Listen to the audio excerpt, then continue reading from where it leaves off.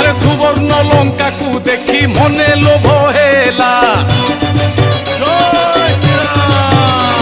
আরে তহু অশোক বৃক্ষরে বিশ্রাম যে নেলা ততক্ষণে রাম নাম শুনিলা কর্ণরে আরে খুশি যেতে হনু মনে কহিলে নচরে আরে লঙ্কাপুরে রাম নাম কিয়ে সে জপিলা বইলা দেখা দিও চিৎকার যে কলা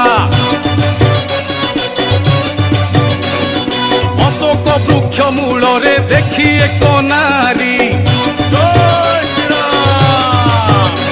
আরে মনে ভাবিলা কি ইয়ে শ্রীরাম সুন্দর